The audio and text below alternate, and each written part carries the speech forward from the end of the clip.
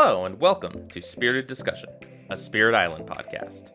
Today, we are talking about the Giving Stone, the Elemental Preparer, the Major Power Spirit, Serpent's BFF, Shifting Memory of Ages! Woo!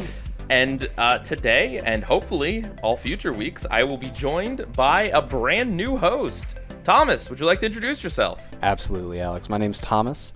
I live up in Michigan, and I'm really excited to play Spirit Island with you and talk about it in our Spirited Discussions podcast. I've been playing the game for about 5 years, and I tend to play at Adversary level 6, so my perspectives might be a little bit different from yours.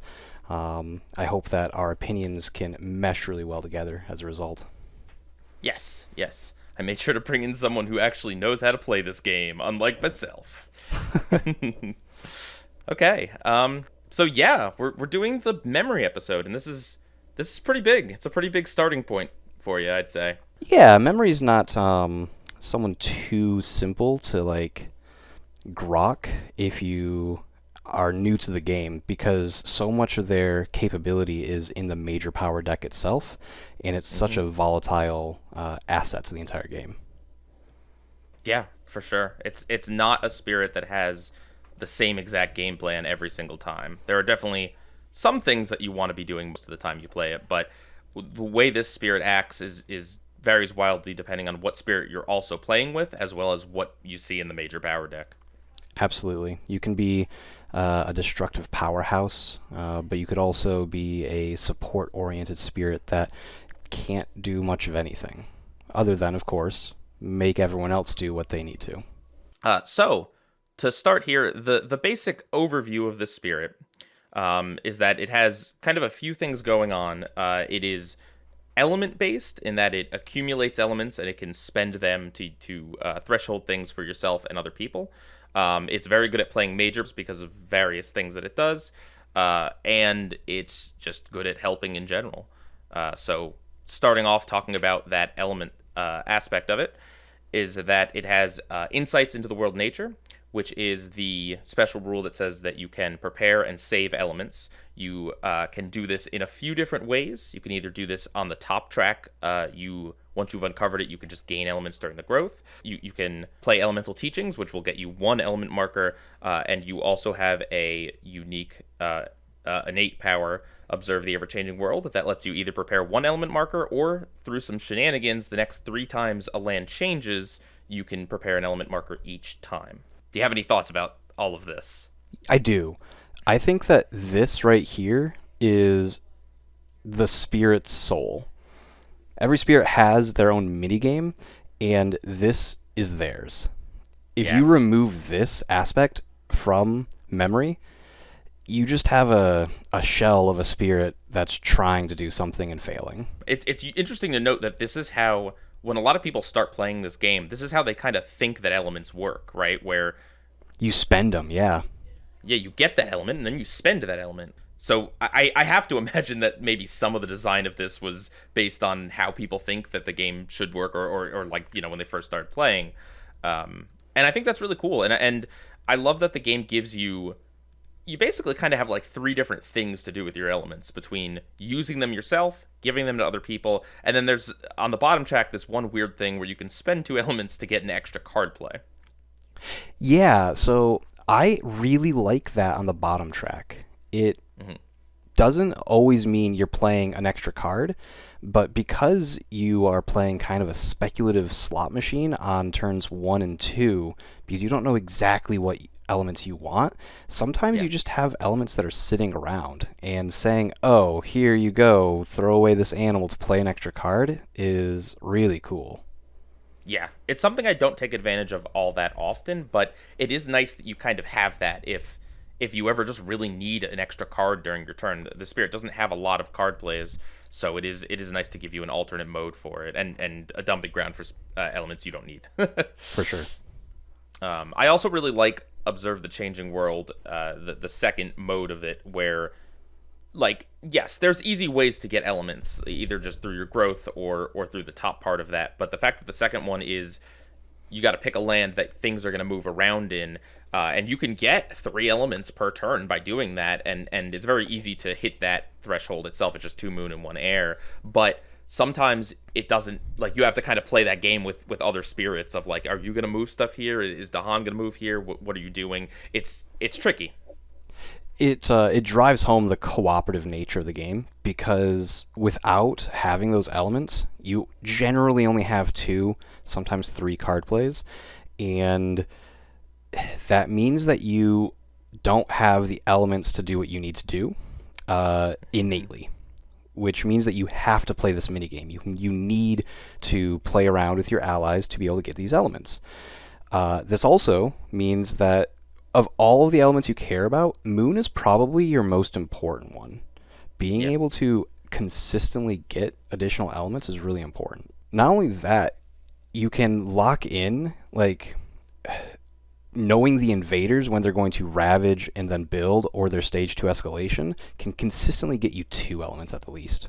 It's a little bit of a hassle, but it's worth doing it because yeah, the 3 extra elements versus just 1 extra element is majorly worth it. And speaking of majors, so the second part of this spirit, I would say the second main theme is just playing major powers. So its other special rule, Long Ages of Knowledge and Forgetfulness, allows you to discard a card instead of forgetting a card whenever you would have to forget the card, if that makes sense. Discard it instead of getting rid of it permanently. It also has Growth 2, which lets you gain a power and plays a presence, normal stuff.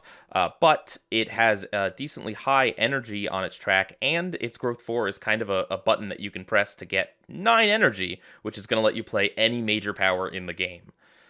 You also have a reclaim on the top track, which allows you to repeat these major powers if needed. And then, of course, with all those elements, you're able to threshold the major powers relatively easily. Yeah, the growth 4th option, letting you gain 9 energy, is so explosive that you can, on turn 3, if you were to gain a power on turn 1, gain a power on turn 2, you could gain 9 energy and play 2 majors on turn 3. That's exciting. Yeah, that's bonkers. There's not many other spirit in the game that has such an ability to gain like a mass energy in that way. You actually turned me on to this concept of just hitting that 9 energy more often because it's better than going through your entire top track.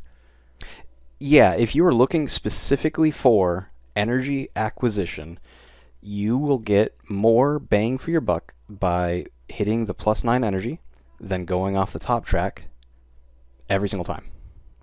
Yeah, One of Shifting Memory's weaknesses in my mind is that they're gaining major powers, and majors are so powerful at dealing with the lands that are next to your sacred sites or in specific locations that if you aren't placing your presence 2 away, you sometimes just don't have things to do. Everywhere around you is empty.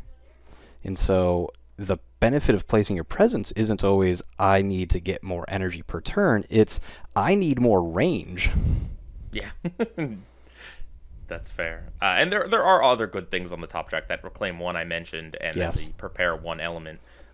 But just knowing that you could get yourself up to that Prepare 1 element marker and then jam the 9 energy every turn if you don't care about Yeah. reclaiming. That's a powerful tool. It's not to be forgotten about for sure. I see what you did there.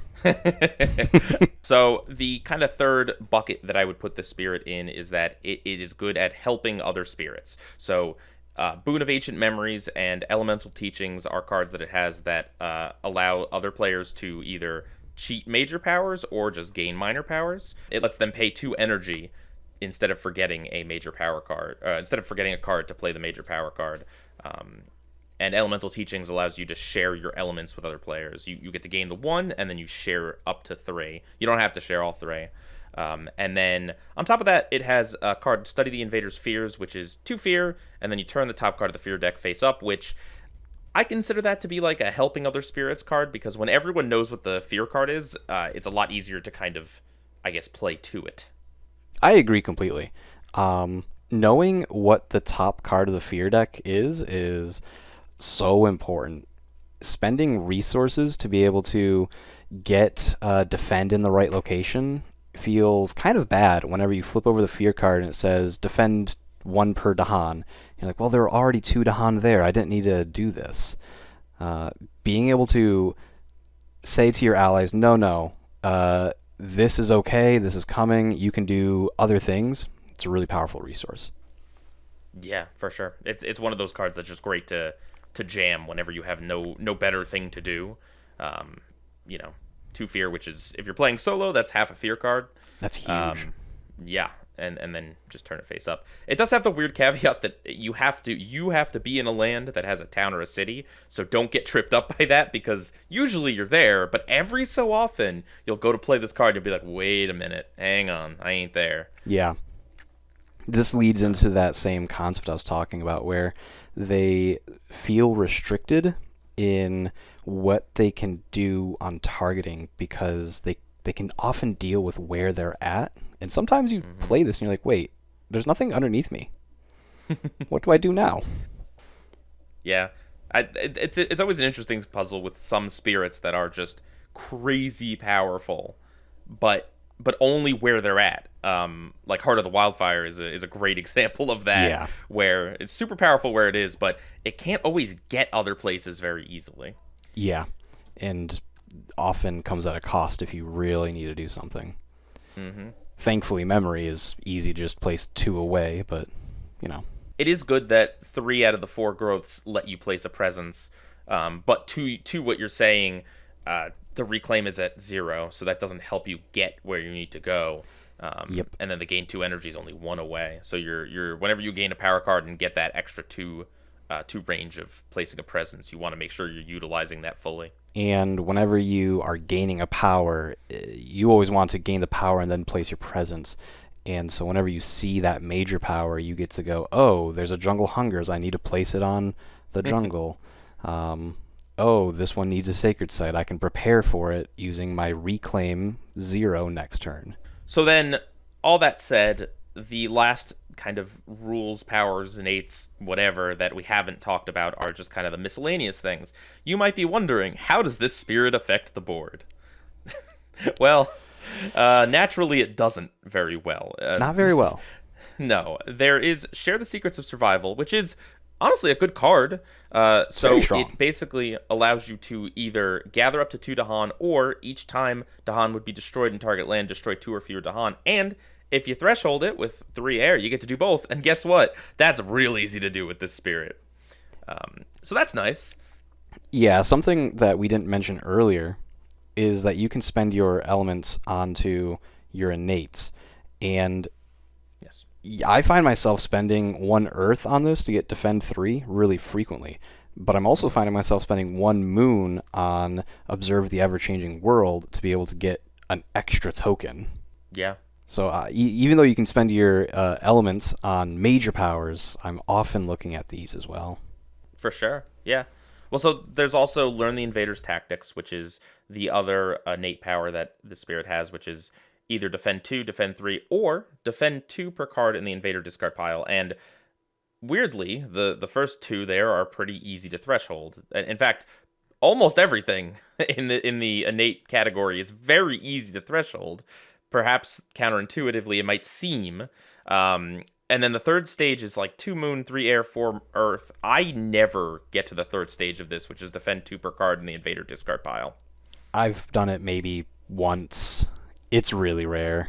Well, because the thing is, so it might seem weird. It's like, oh, well, the spirit can gain elements. Like, why is it that hard? It's just because you've got better things to do with your elements generally. Like, I could hit that, but oftentimes that's not where you need to be. Defend 2 per card in the invader discard pile. How many turns in do we have to be before that's better than a turn to defend 3, you know? Yeah, it's more than just that. It's back to this range. Having it only being 1 away from the presence, how often do you have multiple locations that are causing this issue? If you're playing 2 major powers, you've probably dealt with these things. Yeah. Yeah. But I will say that defend 2 and defend 3 are nice, like turn 1, turn 2, or not turn 1, obviously, but, you know, early ravages. Ravage 1, Ravage 2, these cover your booty. Yes. But this doesn't particularly scale well with the higher level adversaries, unfortunately. They You find don't. yourself caught out pretty fast.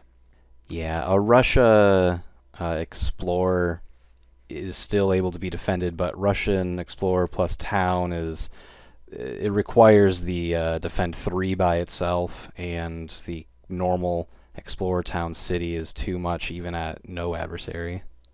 Yeah. And that's it. These are the only two powers in its base kit that can affect the board in any way. So pushing Dahan around, good. A little bit of defend, good.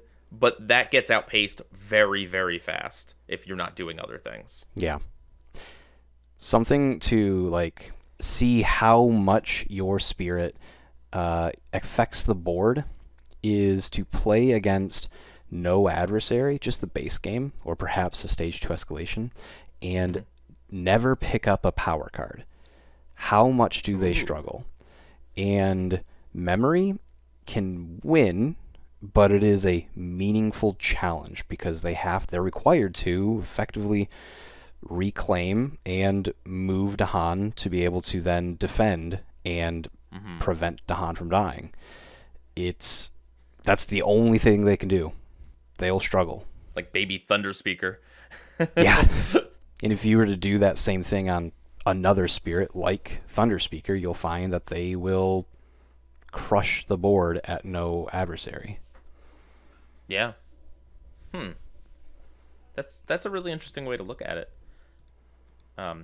So what do you think about turn 1 vibes on this spirit? Do you have a general plan that you go for, or like what do you like?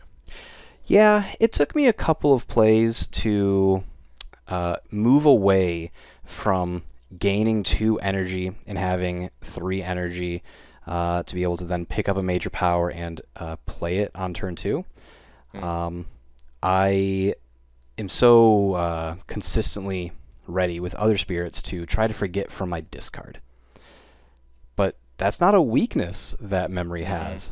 And I struggled to find a reason to not hit that gain a power card picking up a major. Turn 1 Yeah. every game. Yeah, that's what I do. So interestingly, like one of the most interesting things with the spirit, I think, is that you need powers fast.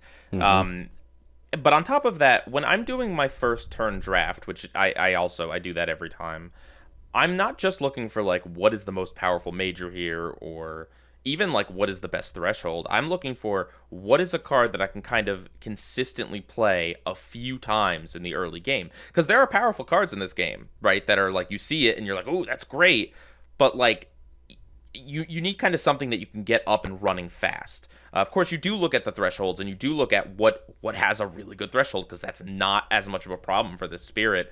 But I look at cards that I'm like, I can get this up and I can get this running, and after I reclaim turn 3 or 4 or whatever, I'm going to be able to play this card immediately right away. That's what I look for.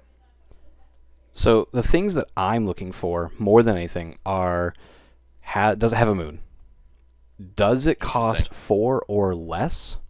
And then it kind of diverges into 2 paths. And it's kind of asking the team, what am I supposed to be doing? Is it trying to affect the board and clear invaders out, or am I supposed to be assisting you guys in every way that I can? So there's a big difference between looking at Unrelenting Growth, which doesn't have a moon, but it costs 4 and it helps my allies a lot, or Jungle Hungers, which has the moon, costs a little bit, and I get to affect the board immediately. I can play this on turn 2. Yes, yeah.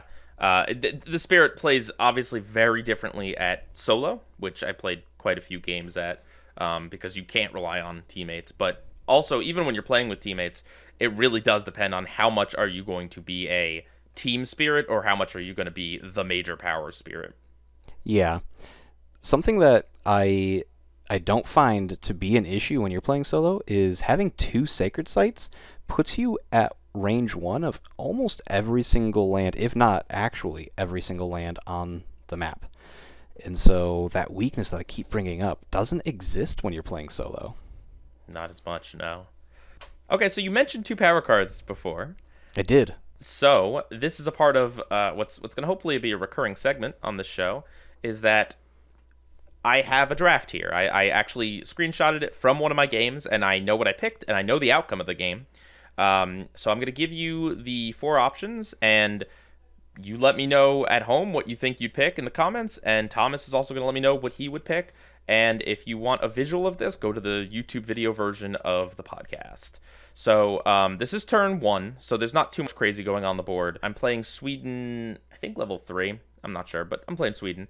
And the four cards are Forest of Living Obsidian, Melt Earth into Quicksand, The Jungle Hungers, and Unrelenting Growth. They built in the sands, or they're going to build in the sands.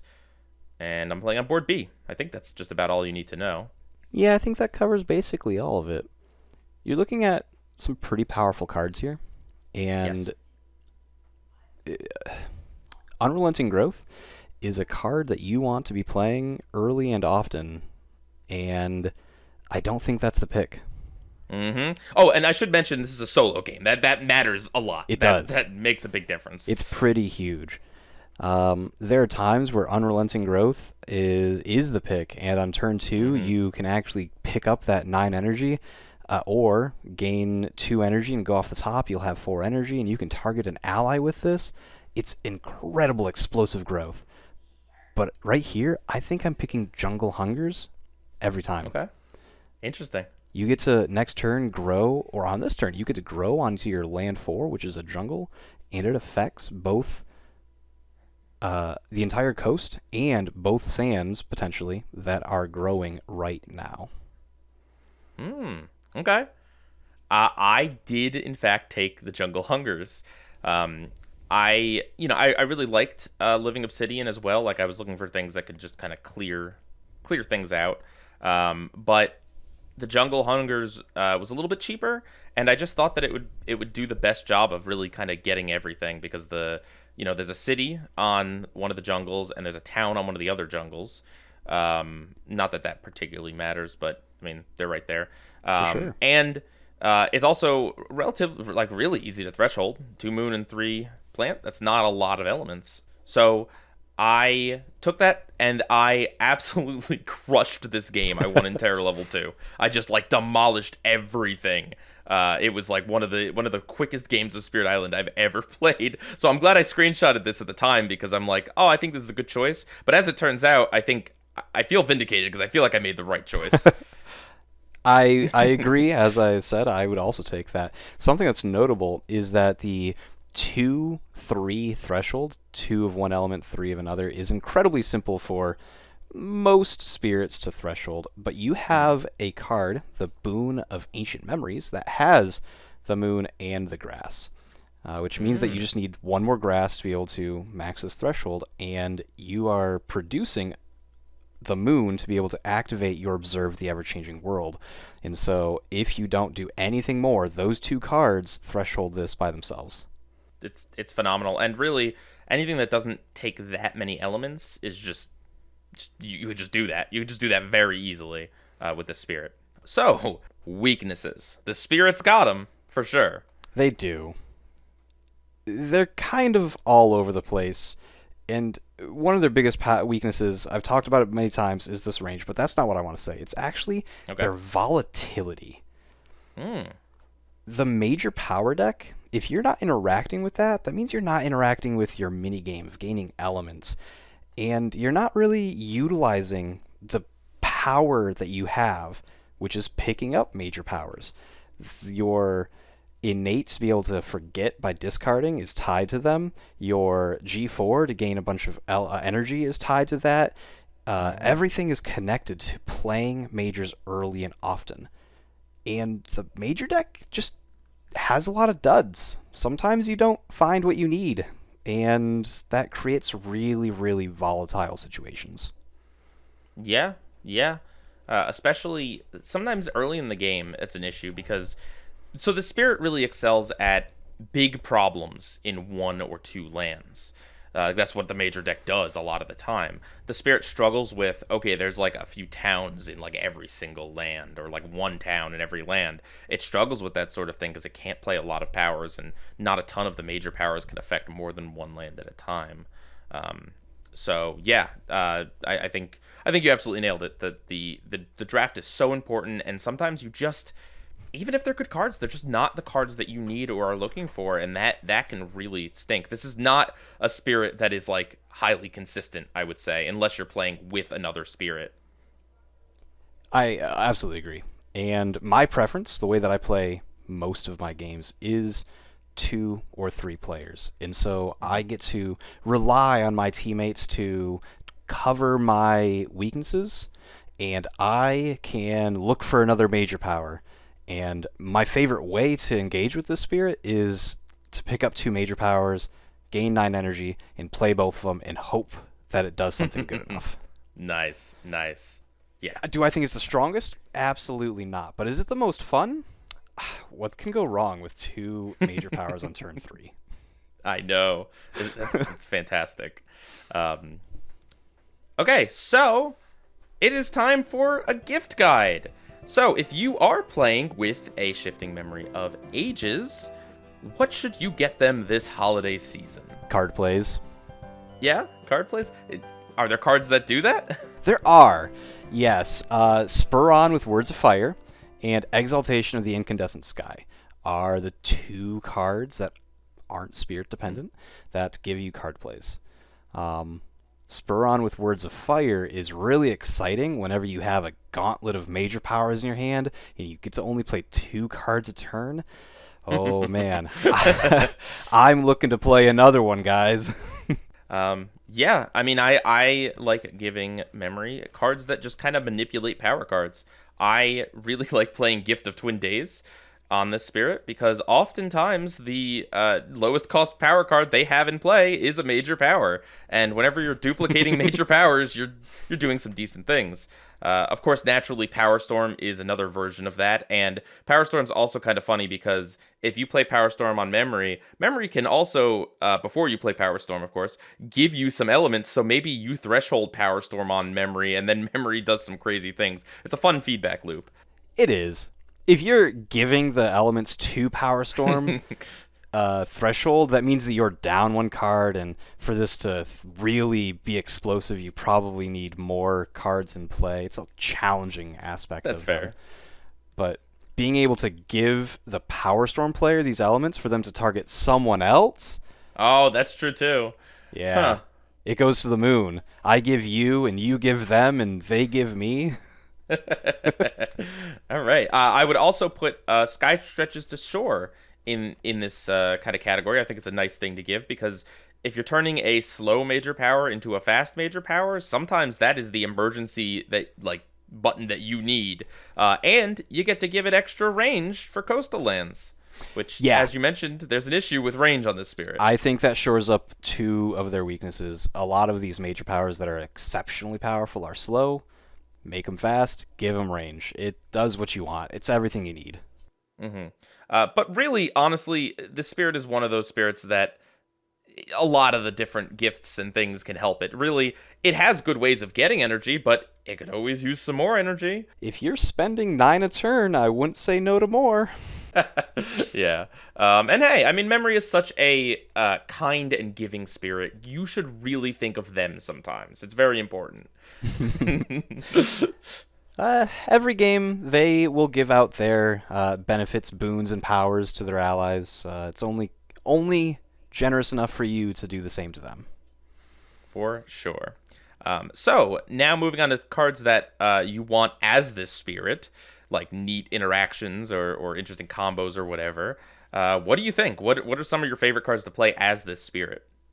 Oh yeah, Unleash a Torrent of Self-Sown Essence is super cool. Yes. You get to quote-unquote forget a major power, gaining or any power in your hand to gain 8 energy, and you can easily threshold this as you can everything else and just blow up a land. And if you've been given range or presence movement, you can just kind of go around the board unleashing yourself everywhere.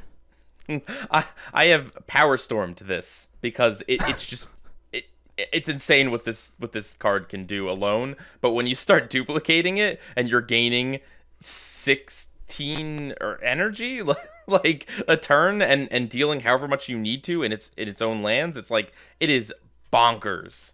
Yeah. One of my basically my absolute favorite card to play with this spirit. Anything else? Yeah, what's the 8 cost major? Draw to a consuming void. That one. Draw Yes. towards a consuming void. You can play this on turn 2, and it's goofy. You Yeah. can wipe out a board? Yeah. Yeah. You placed your presence 2 away, and on turn 2 you gain on energy and wipe out a board. Yeah, anything, yeah, cast down into the briny deep. Really, I mean, any card where thresholding it is kind of a meme is fun with this spirit because it gives you the best possible chance to threshold some of the really ridiculous things. Absolutely. Dream of the Untouched Land, you get that extra That one's board. easy. Yeah. I don't want to see this card early with this spirit just because I want something that thresholding it multiple times will do great things for me. But, at some point in the game, adding an extra board and then letting you skip a board everywhere for builds, like, yeah, sure, great. So, because of how easy it is to threshold that with your Boon of Ancient Memories, I'm pretty excited to see that early because it does affect a land and it proliferates someone twice. Unrelenting Growth is Oh, that's kind true. of off element, but this one, it's a little more expensive, but it actually affects the board immediately, removing 3 health of invaders, has a moon, and it proliferates someone 2 times. That's very strong. Yeah, you know what? That's completely fair. Have you ever unlocked the gates of deepest power? The deepest memes. I have. I've never. Did you It's use the spirit to exciting. do it? This one, it's a little easier for him. Yeah. Again, this boon has 4 elements on it. It can help with a lot of different majors, and this is Fair. one of them. It means you only have to spend 4 tokens. It's a lot of tokens. Yeah. It's a very cool Yeah. effect, though. Anytime there's a threshold and you're like, how would you ever do that? Memory is not the only way, but memory is definitely the easiest way, or one of the easier ways. It's one step that way. Yeah. So, are there any adversaries or scenarios that you think have kind of interesting interactions with memory? So, Blitz, I think, is really neat. It has some weird interactions with, like, a significant number of the spirits, but the way that it interacts with innates it always piques my interest because it means that your innates can give you 2 energy a turn in addition to what they're already doing Oh, interesting. because they're fast. Right. And Makes so if everything is fast, these giving you 2 energy means that you get to go a little bigger and badder, Instead of playing your 3 and 4 cost majors, you can say, oh, you know what? This one's 5. I could play that. Yeah, that's not a problem. Okay. And you just kind of get up and running a little bit quicker. I mean, it's Blitz. Of course you are, right? Yeah. I mean, as I mentioned earlier, any of those slow major powers, if you're making them fast, you're like increasing the power of them by quite a bit usually. Yeah. Blitz, for me, also gives a little bit of reprieve to that volatility. The game speeds up in such a way that it's easy enough to just do it again, run it back. And if you win or lose, that's fine. Like, the game was faster, and you get to look at more major powers, see what's going on. The other one is, like, England. Okay. I think that England, the way that you beat England is you get big major powers. And we're doing that as early as turn 1. A lot of spirits have to kind of slow down, take a pause, a little breather, and look through the deck, on turn 4 or 5. And memory just does it on turn 1 anyways. Yeah. Yeah, I mean, I mentioned earlier that, like, the spirit's great at solving a lot of problems in one land, like a big problem, but not as much a bunch of problems everywhere. Littler problems. And yeah, England is very much the let's try to make one land a nightmare for the player. England can go from almost nothing to 6 buildings in it on one invader phase. And interestingly, any spirit that is really good at dealing with a lot of those towns and cities kind of somewhat benefits from some of these higher level adversaries that put a lot of those in there. You get the fear from it.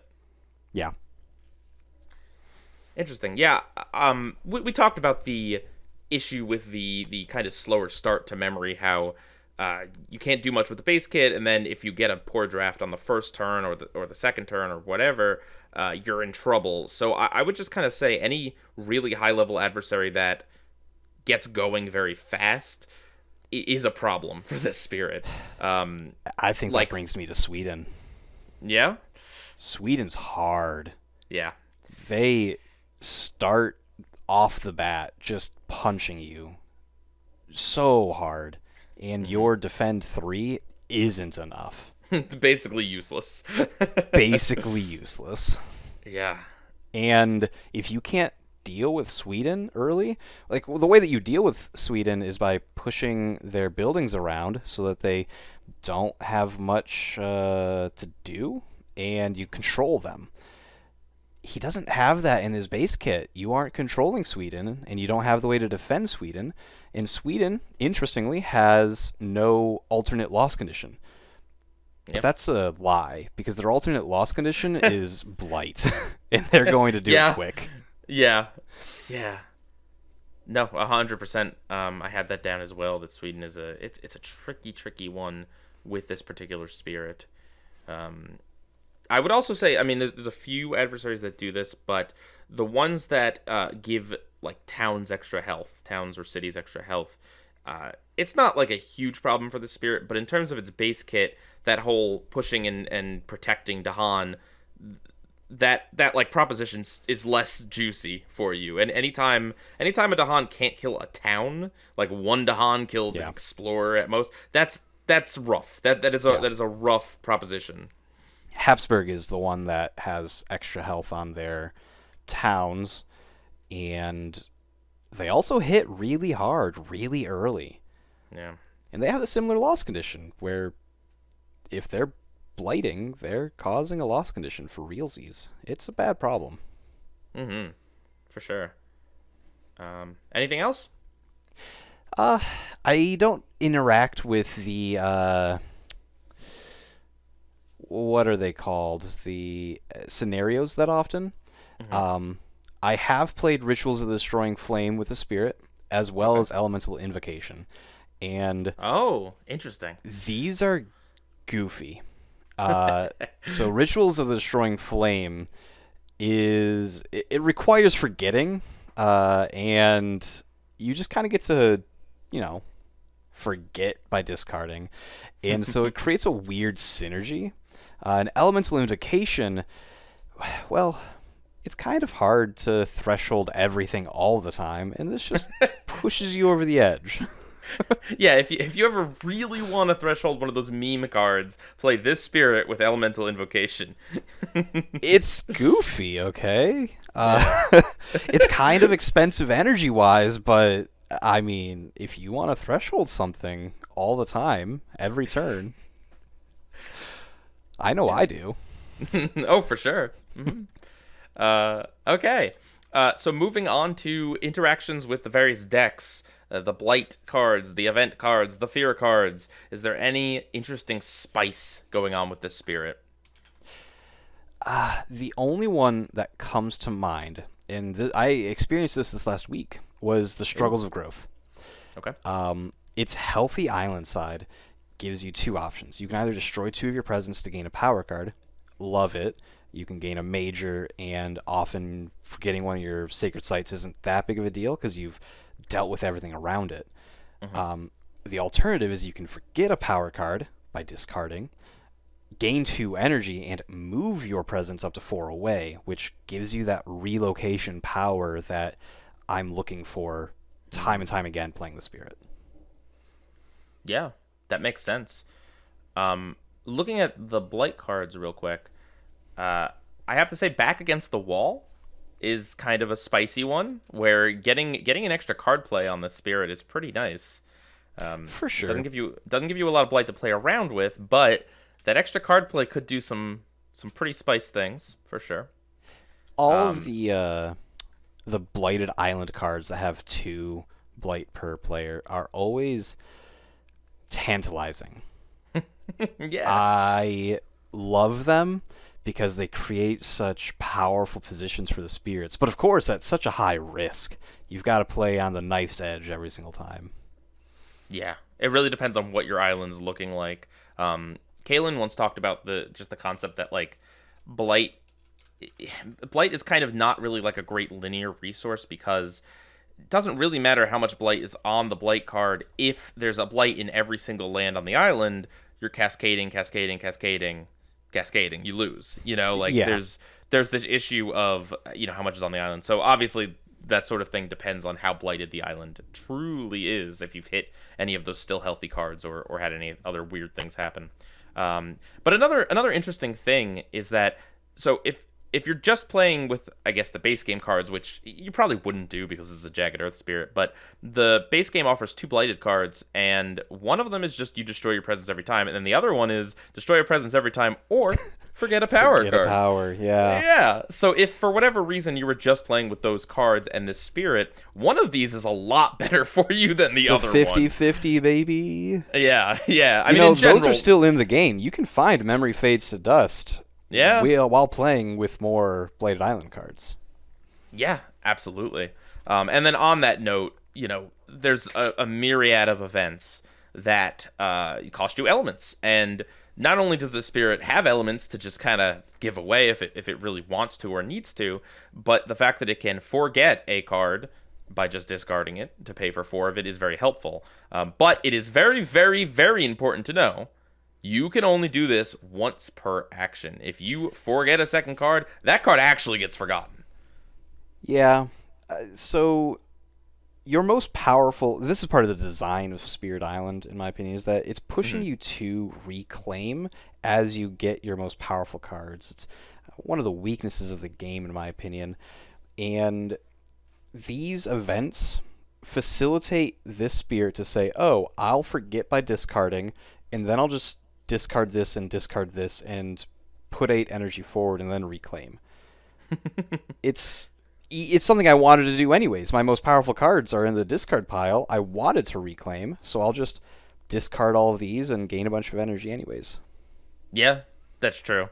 Yeah, the spirit again. It makes these events just kind of a joke. And Almost always. whereas with other spirits, these events can be brutal. These can be killer if you can't pay for them. Yeah. I have seen people in my group forget as early as turn 2 3 cards to be able to pay for some of these events. Oh, that hurts. We don't want to deal with the downside, and this is the only way we found to be able to deal with them. So Yeah, we pay. Yeah. But having Memory's ability to forget by discarding, it's such a lenient ability for these sort of effects. Mm-hmm. I'm flipping through the fear cards, and I just don't really see anything that specifically interacts with the spirit that much. No, not really. Its special rules interact with a lot of the game, but it doesn't really care about any of that stuff. For interaction wise. Yeah. The fear deck, the biggest benefit or the biggest interaction is that you get to look at the top card and plan for that. True. You know what? That's a good point. That's a decent point. Yeah, it's nothing specific to these, but like if you get to see Dahan raid, for example, we choose a different lane with Dahan and deal 1 damage. Oh, how can we play around that? And there's a lot of powers that deal 1 damage, and preparing for that you wouldn't have been able to do otherwise. That's cool. Yeah. I mean, I'm looking at some of the I guess some of the fear cards that don't do anything if you're not properly set up for it. Yeah. Having knowledge of that helps. I'm looking at like immigration escalates where for the first 2 steps, if you don't have anything in the coastal land, any explorer or town, that's a whiff of a card. So kind of knowing that helps. Mm-hmm. or Plan for Departure. No, not that one. But but But yeah, none of yeah. these are like contingent on the fear deck existing or doing anything particular. It's just the card that you have, the study the invaders' fears, that gives you the Hmm. opportunity to manipulate their actions. Yeah. I think thematically it's very cool because the fear deck is something that it falls into that volatile randomness where you don't know what's going to happen, but memory is a spirit that has learned so much that they have forgotten more than any other spirit will ever be able to learn.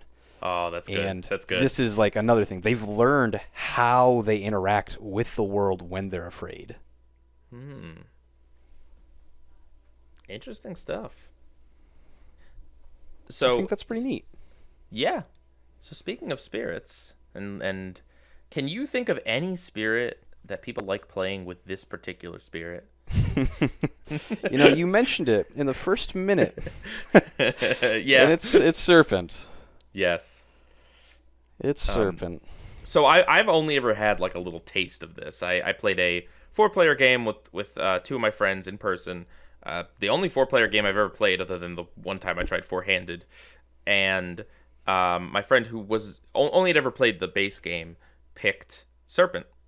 I tried to get him to pick an easier spirit, but whatever. He picked Serpent, and I was playing Memory in prep for this episode. And hey, he did not really know fully how to utilize the spirit, and also I was just kind of trying to just have a good time with everyone. It's a low level game, so I wasn't trying to like be cheesy or anything. But we kind of accidentally stumbled upon like half of why this combo is so great. Just Memory is a great spirit to get their presence absorbed. Yep. Especially because with that reclaim, right, you're placing it at 0, so you could end up with those awkward lands with 3 presence or whatever, and then giving Serpent the elements to do their bonkers innate hmm powers is just it's good stuff. Spirit Island is a game that is multiplicative in its support.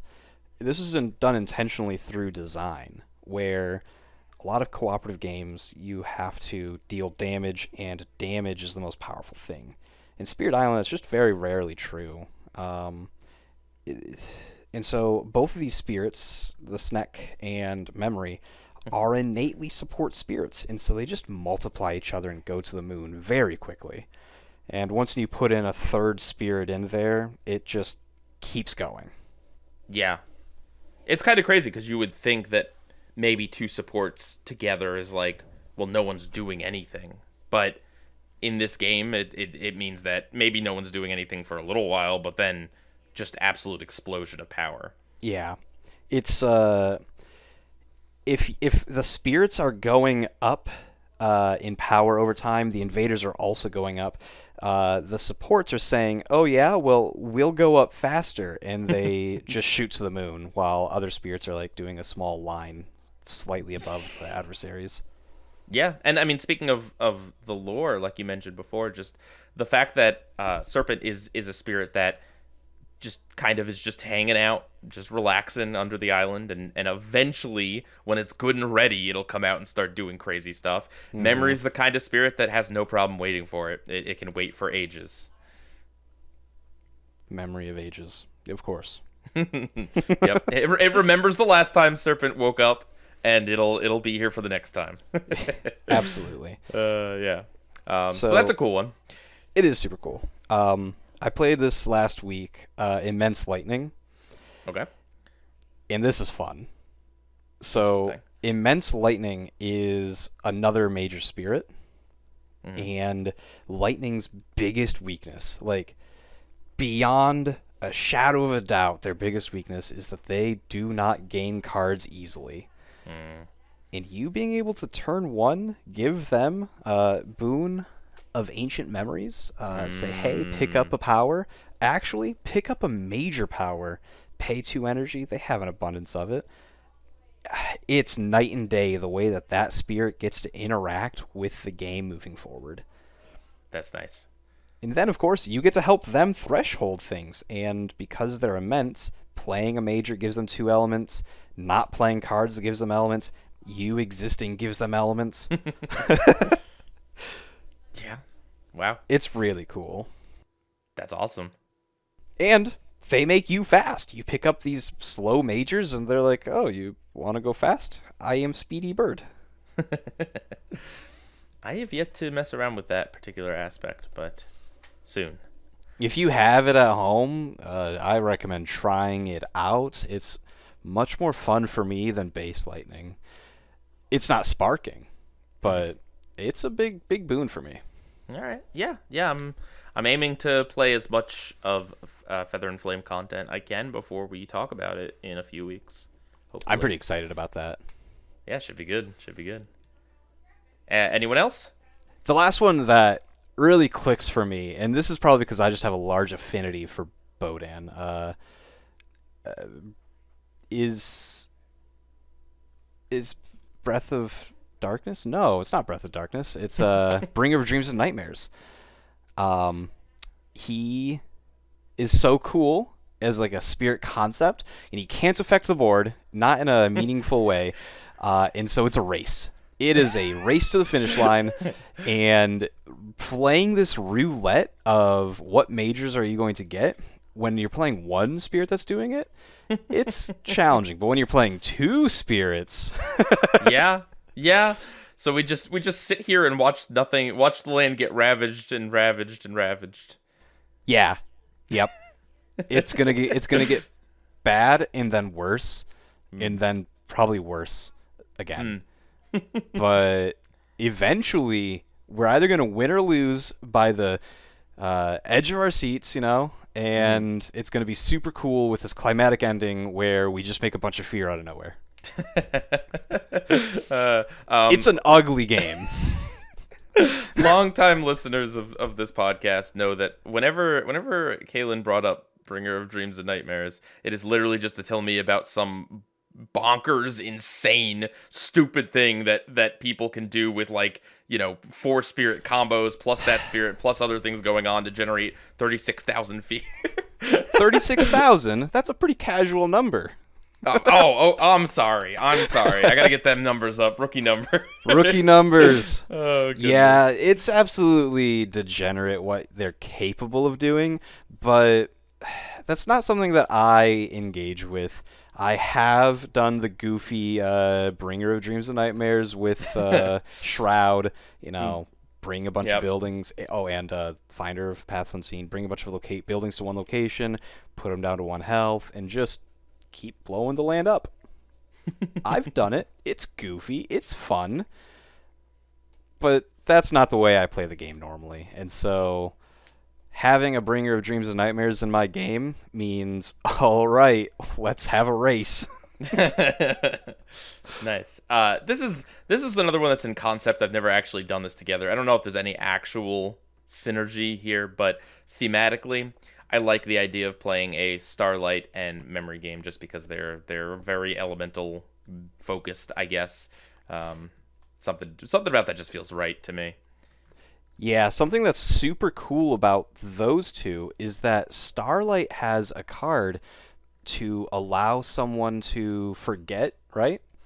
To be able to gain 6 out of or 2 out of 6. Yes, minor powers, yes. Yeah. And this, it can push you down this different path. So often is Starlight using that on themselves, but they don't have to. Yeah. Huh. Target spirit forgets a power. That's why I picked it. Yep. Yep. They can boon of reimagining on to you all day long. Keep letting me forget. But yeah, they're both spirits that care about elements, and they're spirits that kind of start with very little. They make something of themselves by the end of the game. So sure. I think it's just a neat concept. So aspects. I don't know if people like the aspects for this spirit. I can tell you if I like them. I love them. I'm being sarcastic. People love Mentor. People go nuts for Mentor. Anytime I've brought up this spirit, several times in public Spirit Island spaces, people are like, oh yeah, Mentor is great. I'm like, yeah, but what about the base spirit? Oh no, that doesn't exist, just Mentor. So I have played most of my games of the Spirit as Hmm. Mentor or Intensify. Yep. And for preparation of this episode, I played Base Memory a bunch. Hmm. And it was kind of rough, honestly. Mentor and Intensify are just night and day, that much better. Um, Hmm. I have a preference towards Intensify over Mentor. This allows you to pick up these minor powers, and that synergy that you talked about with Starlight, it's so much cooler whenever you're going full bottom track and Hmm. you have an excess of these minor powers that you're spending these elements on to make them effectively major powers. Huh. That's so It's cool. That is genuinely so awesome. cool. Yeah. Um, we won't be going super far into the aspects today because I think there's definitely another episode for either each of those or potentially just both of those into one episode. Um, but just to say that they are, I've not played them, but I know for a fact both of these are pretty freaking cool. And Mentor does what a lot of people want, I guess, want from drafting sometimes. They want, if you see a card that's really good for another player, you want to give it to that other player. And Mentor just lets you do that. It also drives home this theming, and I love the mechanisms that are in this game, but they did such a good job at producing powerful themes. If if this is a spirit that's forgotten more than you'll ever learn, let me teach you. Nice. It's so cool. And then let me get really intense. Let me teach you, but like the teacher in Whiplash. Intensify is awesome. If you haven't played this yet, you gotta give it a try. I've looked at it I've looked at it a lot, and I'm like, when I start diving deep into aspects, this is one of the first ones I want to do because I just like the idea that you can modify your cards any which way you want. Yeah, uh, being able to, I'm not kidding here, drive like nearly full bottom track. It's completely different the way that you play the spirit. You still probably want to be able to get to 3 energy because it gives you your element every single turn. Yeah. But that's not even strictly necessary. Being able to just play more cards that cost 0 to 1 and being explosive with them. You're hitting both your left and right innate more easily because you have more cards in play, and you don't need all this energy because they cost so little. Hmm. And these, if you intensify them, they're better than some majors. Wow. Not some, a significant portion of majors. Like if you compare a non-intensified major versus an intensified minor, the intensified minor is very frequently better. That's interesting. That's really interesting. You go from a spirit that can barely change the board that much to all of a sudden now you could do whatever you want, basically. Huh. Mm-hmm. That's And it cool. because the minor deck is so consistent, you have a very uh, narrow scope of what the minor deck is capable of doing, unlike the major that can do wildly vast different things.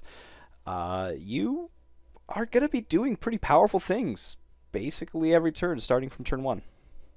That's awesome. But also potentially for another episode. Absolutely. Okay, so what are your general feelings on shifting memory of ages? They're fun. They create exciting moments. Sorry, that just sounded very like begrudgingly. No, I'm gonna be serious about this. They're Okay. fun. Okay. They create like really exciting moments from turn to turn and game to game, because if you're not interacting with that major pile, you're just not playing the spirit, Hmm. and the major pile's fun. Yeah. I like it's a cursed word when you're describing things like, oh, how was that game? Oh, it was fun. Like, okay. Want to say anything more? Maybe. It was fun though. I enjoyed myself. Being able to play Weave Together and someone power storming that and like making a bunch of lands one land, and then I unleashed a torrent of my self-sown essence onto that land. Like, yeah, that was fun. Yeah. But because of the volatility, it's definitely not something I want to play most games. It creates a situation where sometimes you get a major draft and you go, oh, these are all unplayable. Uh, Yeah. I also prefer playing the Spirit as a support piece, something Mm. that is going to bring other spirits up.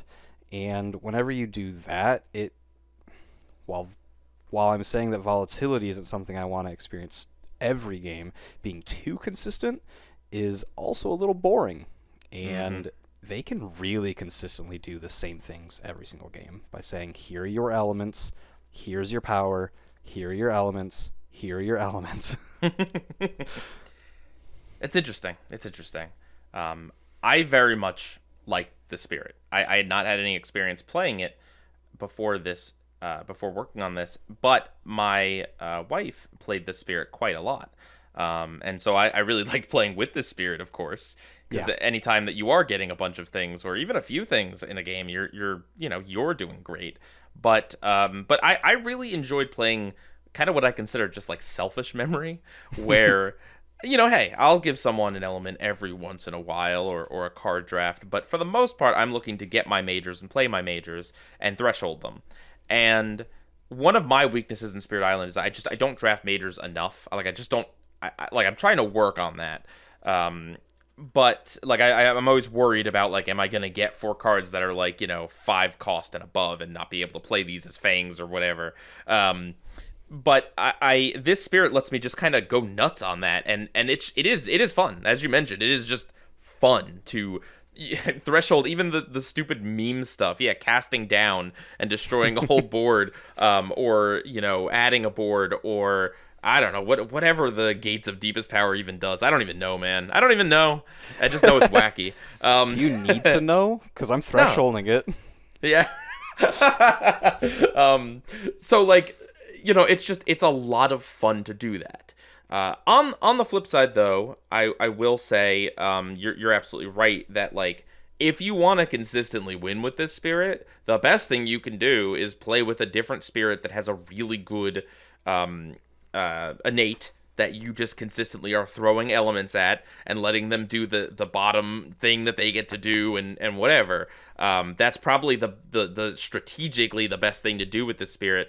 But I don't really find that fun. Like I want to help my teammates, but you're right. Doing that all the time is just consistent and boring. So it's this bizarre Spirit that lives in a place where you can either play it like the more fun way, in my opinion, but you're not gonna win every game. You're gonna get those bad beats of like, here's 4 cards that absolutely stink and I can't do anything for turn 2 turns, 3 turns, whatever.